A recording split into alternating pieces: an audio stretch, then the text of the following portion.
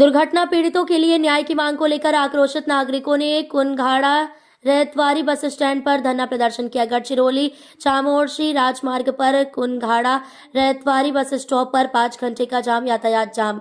चामोर्शी गढ़चिरौली राजमार्ग पर कुनघाड़ा रहतवारी bus stop पर चामोर्शी से गढ़चिरौली होते हुए जा रही एक 4 पहिया स्कॉर्पियो ने चामोर्शी की ओर जा रहे एक 2 पहिया वाहन को टक्कर मार दी, जिससे एक व्यक्ति गंभीर रूप से घायल हो गया और दूसरा मामूली रूप से घायल हो गया। ये घटना नववर्ष के पहले दिन दोपहर लगभग 12:30 बजे हुई। कुनघाड़ा रहतवारी के अतुल तुलसीराम कोसम शिल्ले 42 गंभीर रूप से घायल हैं, जबकि संतोष सुधाकर भंडेकर 38 मामूली रूप से घायल हैं। इसे ध्यान में रखते हुए कुनघाड़ा रहतवारी गांव के बड़ी संख्या में आज ग्रामीणों ने सुबह 11:30 बजे से शाम 4:30 बजे तक बस स्टॉप पर 5 घंटे का जाम लगा दिया। विरोध प्रदर्शन के कारण वाहनों की 5 किलोमीटर से अधिक लंबी कतार लग गई। बड़ी संख्या में नागरिकों ने विरोध प्रदर्शन में भाग लिया। प्रदर्शनकारी नागरिकों ने मांग की है कि कुनघाड़ा रहतवारी बस स्टॉप पर सीसीटीवी कैमरे लगाए जाएं। सुरजागढ़ माइंस और लॉयड मेटल कंपनी के बड़े वाहन ट्रक हाईवे रोड के दोनों ओर खड़े हैं, जिससे आने जाने वाले वाहन दिखाई नहीं देते, इसलिए इन वाहनों को पार्क नहीं किया जाना चाहिए। दुर्घटना इन्हीं खड़े वाहनों के कारण हुई है और लॉयड मेटल कंपनी को दुर्घटना पीड़ित के परिवार को आर्थिक सहायता प्रदान करनी चाहिए। ऐसा कहा गया है कि दुर्घटना में क्षतिग्रस्त वाहन की तलाशी ली जानी चाहिए और गंभीर रूप से घायल मरीज को उचित इलाज किया जाना चाहिए। इन मांगों को लेकर कुनघाड़ा रहतवारी के अधिकांश नागरिक विरोध प्रदर्शन के लिए सड़कों पर उतर आए थे। गढ़चिरौली के विधायक डॉक्टर मिलिंद नारोटे ने प्रदर्शन का दौरा किया। प्रदर्शन में पुलिस विभाग की एक बड़ी टुकड़ी तैनात की गई थी। गांव के कुछ सामाजिक कार्यकर्ताओं को जिला कलेक्टर से बात करने के लिए ले जाया गया, जिसके बाद चक्का जाम का प्रदर्शन समाप्त हुआ और 5 घंटे बाद परिवहन सेवाएं फिर से शुरू हो गई। हे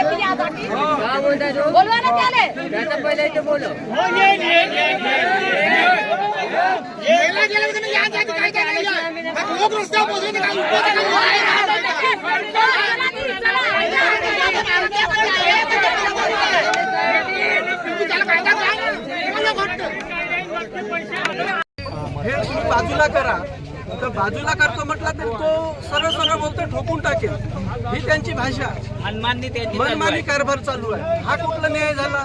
आता जेव्हा 4 महिन्यापूर्वी ग्रामपंचायतनं सरळ सरळ पोलीस स्टेशनला पत्र दिलेलं आहे, त्या पत्रावर 8व्या महिन्यात 20 ऑगस्टला दिलं आहे, पोलीस स्टेशनने केलेली काहीच कारवाई केलेली नाही। किंवा जेव्हा गाड्या उभ्या असतात तेव्हा तिथे ते गस्तीवाल्यांची गाडी उभी असते त्यांच्या गाड्याजवळ, पण त्यांनाही कोणी बोलणारे नाही। तर आपण सामान्य नागरिकांनी जायची कुठं? किंवा आता काय दुसरा व्यक्ती एखादा मरण्याची वाट बघायची का? अधिक यापेक्षा मोठा अधिक कोणता प्रकरण होईल? पुन्हा पत्र देऊ असं उत्तर।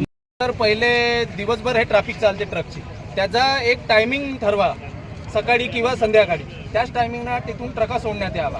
कारण की इथून खूप रहदारी वाढली आहे, शाळेचे मुलं जातात, हे रोडवर गाड्या लावतात तर ते बसही दिसत नाही, एक तर बसही थांबत नाही ते दिसल्यामुळे प्रवाशांना भरपूर त्रास होते।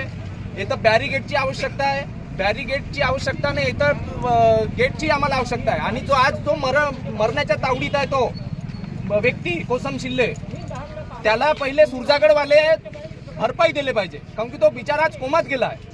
त्याला ताबडतोब भरपाई करून आणि या ट्रकचा टायमिंग इश्यू करून ते त्या टायमात सोडण्यात यावे। एवढी दादागिरी वाढून गेली आहे का यांच्या बापाचाच राज्य चालू आहे।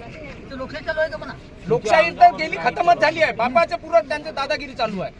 का देतात का खातात माहित नाही, पण पुरी दादागिरी चालू आहे त्यांची। लोक विचारले तर त्यांना उद्धट बोलतात ते ड्रायव्हर, जे काही पद्धत आहे का नाही, भरपूर वाढून गेली आहे दादागिरी।